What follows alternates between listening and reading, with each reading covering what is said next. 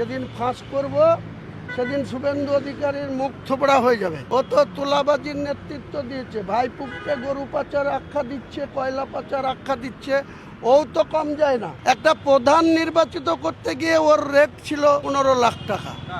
আমি চ্যালেঞ্জ করছি শুভেন্দু অধিকারী, যদি বিদেশের কোনো একটা দেশ থেকে, বাংলাদেশ সহ আরব কান্ট্রির দেশ বা যে কোনো দেশ থেকে যদি 100 টাকা আমার অ্যাকাউন্টে প্রমাণ করতে পারে, ওনাদের ইডি কিসের জন্য, ওনাদের কেন্দ্রীয় এজেন্সিগুলা কি করে, তাদেরকে লাগাক না আমার পিছনে। এদের একটাই জায়গায় জ্বালা, সেটা হচ্ছে যে হুমায়ুন কবির একজন মুসলিম পরিবারে বিলং করে, একজন মুসলিম ধর্মাবলম্বী মানুষ। তাই হুমায়ুন কবিরের উত্থানটা না মমতা ব্যানার্জি সহ্য করতে পারছে, না অভিষেক ব্যানার্জি সহ্য করতে পারছে, না তাদের দোসর এই শুভেন্দু অধিকারী সহ্য করতে পারছে। তাহলে আমরা যাব কোথায়? আমরাও তো ভারতীয় নাগরিক।